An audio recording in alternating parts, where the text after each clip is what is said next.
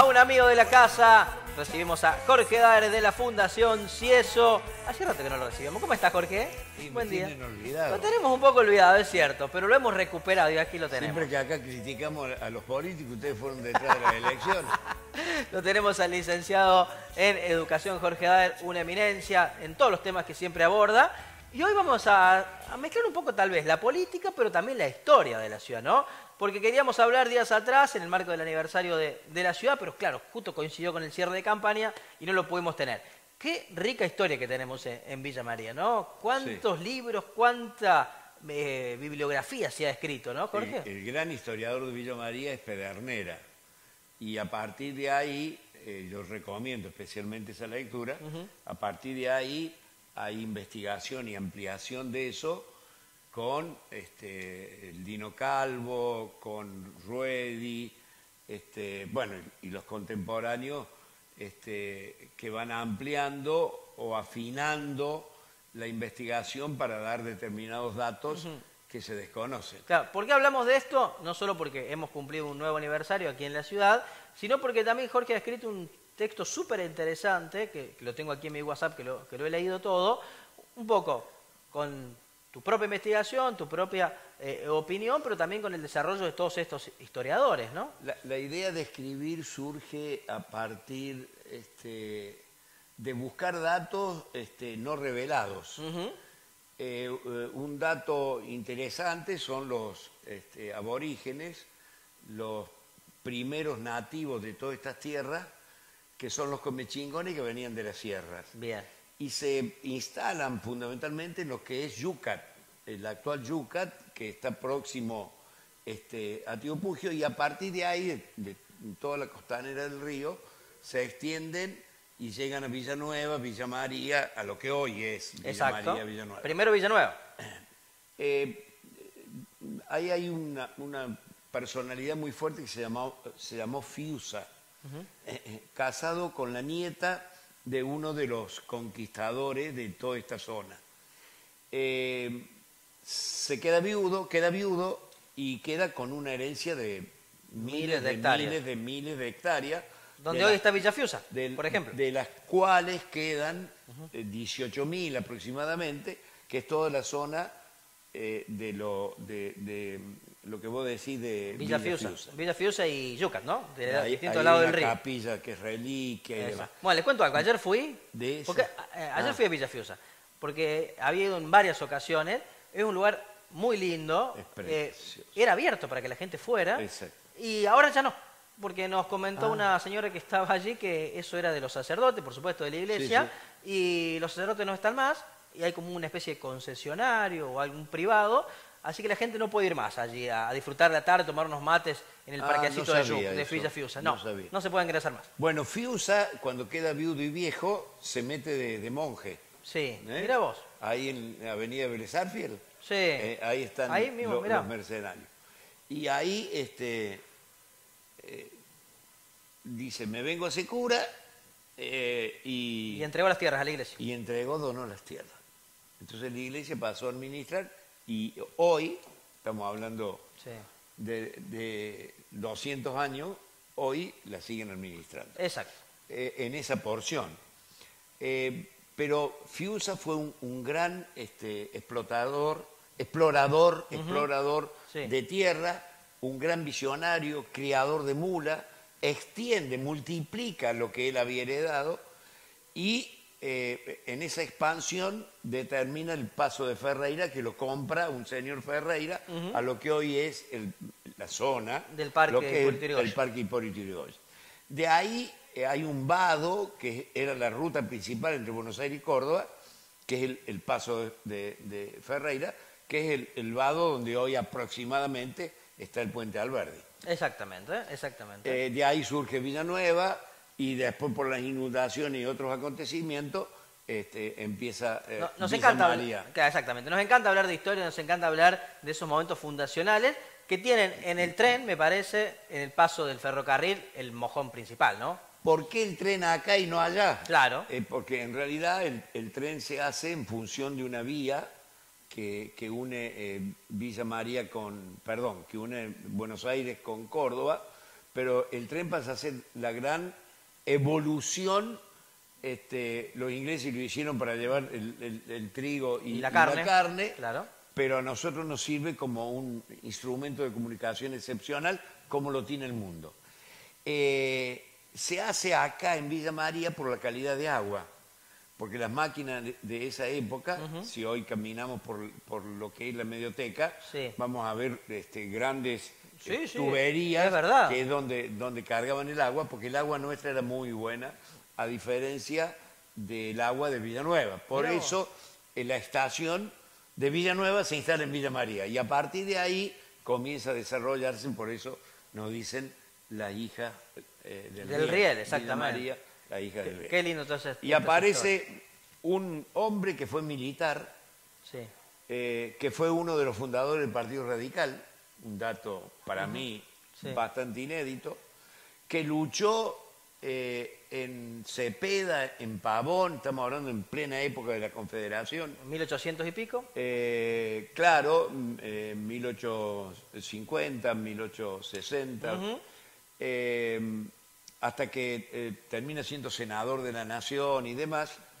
Pero ¿quién era? Manuel Anselmo Campo, claro, es un hombre que nace en 1833, muere en 1914, lo entierran en la Recoleta y recibe estas tierras seguramente como parte de pago de sus incursiones militares. Mirá vos. Él, como la mayoría de los militares, es decir, el Estado Nacional le pasó a Belgrano, no tenía, ganaban tanto sueldo, pero no, el Estado no se lo pagaba, no tenía. Claro.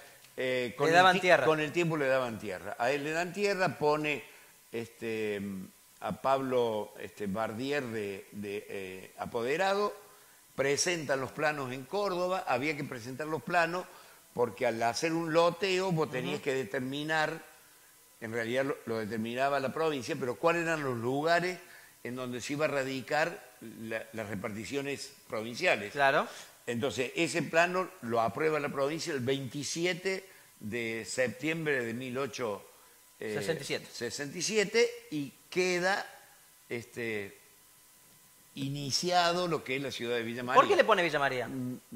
Bueno, hay una discusión, pero creo que lo más sensato es pensar de que le pone el nombre de María por su tercer hija, que se llamaba María Luisa, y que tenía 3, 4 años a la época de la aprobación de los planos para Villa María, y de ahí viene el nombre María. Algunos dicen que es por la Virgen.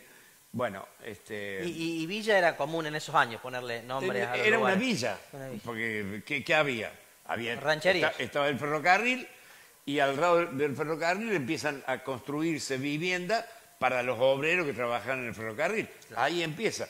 Y la gran población se da con las inundaciones que se dan en la margen del río Tercero sobre Villanueva, y la gente se viene a vivir a Villa María. Claro. Bueno, hoy es al revés, ¿no?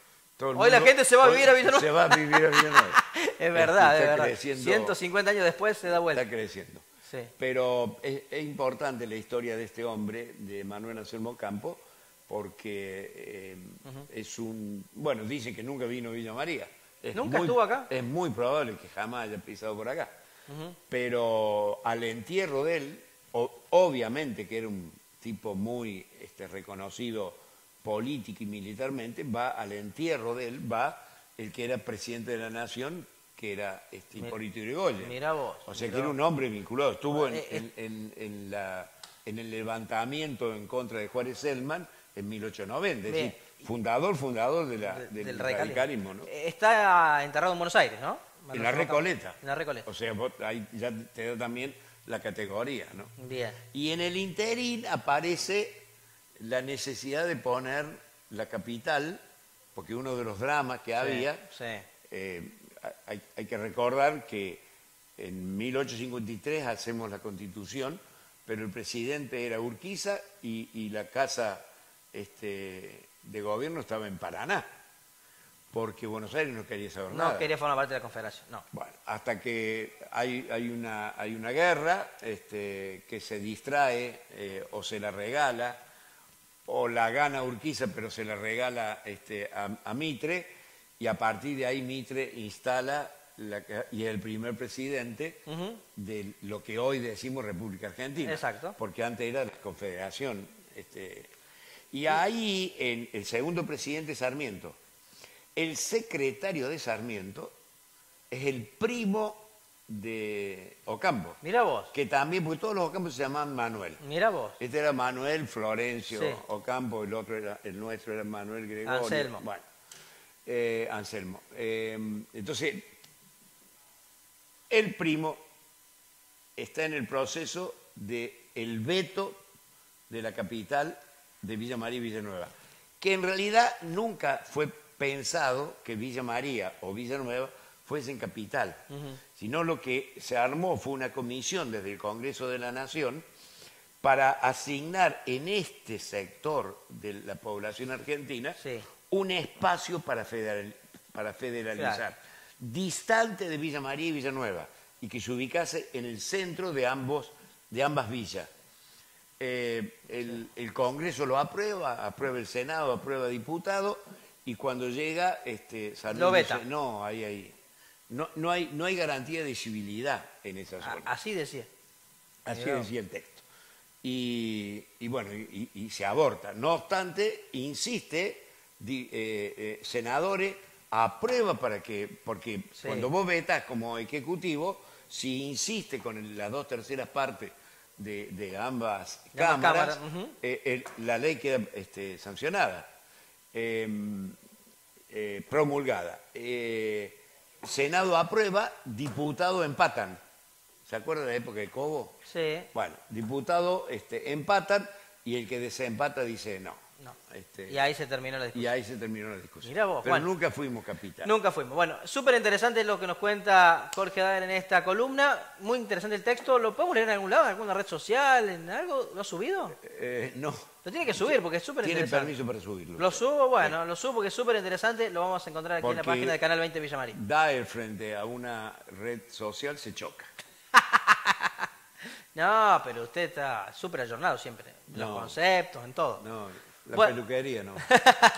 Bueno, por último, antes de la despedida, mañana una de coyuntura, ya que hablamos de Villa María, de la historia, sus dirigentes, digamos, Eduardo Castelo está escribiendo la historia grande, ¿no?, de la ciudad, entre los dirigentes más recordados. Pasó a ser Sí. el intendente de mayor años en la conducción de la ciudad. Va a tener un lugar muy importante en la historia de Eduardo Castelo, sin lugar a dudas. Mañana va a convocar a los intendentes a los cuales les ganó, a los candidatos a los cuales les ganó. ¿Cómo ves este gesto? Yo es excelente. Hemos hablado muchas veces de la necesidad de la unidad. Esto es un gesto. Él dice, estoy en un proceso de escucha, lo cual habla de una inteligencia y de una ubicación temporal de lo que necesita la ciudadanía.